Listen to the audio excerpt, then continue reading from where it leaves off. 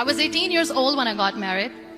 I belonged to a very conservative family, a Baloch family, where good daughters never say no to their parents.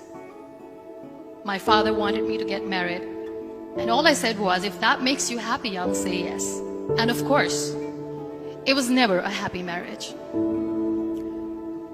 Just about after 2 years of getting married, about 9 years ago, I met a car accident. Somehow my husband fell asleep and the car fell in the ditch. He managed to jump out, saved himself. I'm happy for him.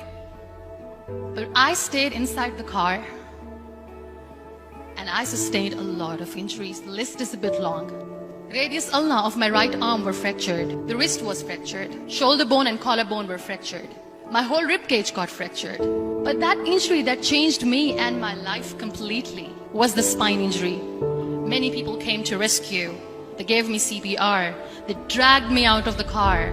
And while they were dragging me out, I got the complete transection of my spinal cord. Those 2.5 months in the hospital were dreadful. I was at the verge of despair. One day, doctor came to me and he said, well, I heard that you wanted to be an artist, but you ended up being a housewife. I have a bad news for you. You won't be able to paint again. Next day, doctor came to me and said, your spine injury is so bad, you won't be able to walk again. I took a deep breath and I said, it's all right. Next day, doctor came to me and said, because of your spine injury and the fixation that you have in your back, you won't be able to give birth to a child again. That day, I was devastated. I started to question my existence. Why am I even alive? So what kept me going was, one day I asked my brothers, I know I have a deformed hand, but I'm tired of looking at these white walls in the hospital and wearing these white scrubs. Bring me some colors, bring me some small canvas. I want to paint. So the very first painting I made was on my deathbed, where I painted for the very first time. What an amazing therapy it was. Without uttering a single word, I could paint my heart out. I could share my story. People used to come and say, what lovely painting, so much color. Nobody could see the grief in it. Only I could. And that day I decided that I'm going to live life for myself. I am not going to be that perfect person for someone. I am just going to take this moment and I will make it perfect for myself. That I'm going to fight my fears. So I wrote down one by one all those fears. And I decided that I'm going to overcome these fears one at a time. You know what was my biggest fear? Divorce. But the day I decided that this is nothing but my fear, I liberated myself by setting him free. And I made myself emotionally so strong that the day I got the news that he's getting married, I sent him a text that I'm so happy for you and I wish you all the best. And he knows that I pray for him today.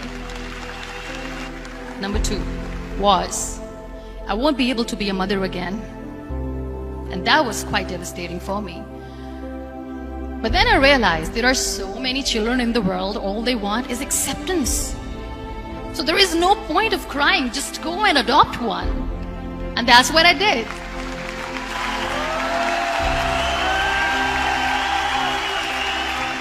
I gave my name in different organizations, different orphanages, and I waited patiently. 2 years later, I got this call from a very small city in Pakistan. I got a call and they said, are you Muniba Mazari? There is a baby boy and would you like to adopt?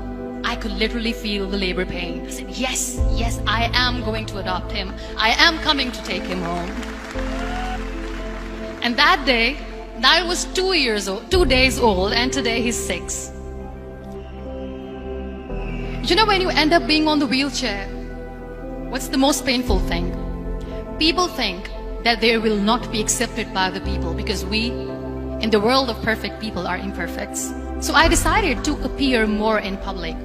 I started to paint. I have done a lot of modeling campaigns. I decided that I'm going to join the national TV of Pakistan as an anchor person. I became the National Goodwill Ambassador for UN Women Pakistan, and now I speak for the rights of women, children.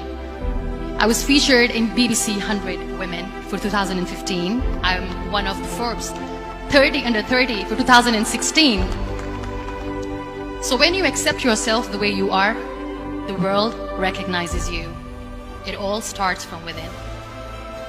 We have this amazing fantasy about life. This is how things should work. This is my plan. It should go as per my plan. If that doesn't happen, we give up. I never wanted to be on the wheelchair. Never thought of being on the wheelchair. This life is a test and a trial, and tests are never supposed to be easy. So when you're expecting ease from life, and life gives you lemons, then you make the lemonade, and then do not blame life for that. It is okay to be scared. It is okay to cry. Everything is okay, but giving up should not be an option. They always say that failure is not an option. Failure should be an option, because when you fail, you get up, and then you fail, and then you get up, and that keeps you going. Embrace each and every breath that you are taking. Celebrate your life. Live it. Don't die before your death. Real happiness lies in gratitude. So be grateful, be alive, and live every moment.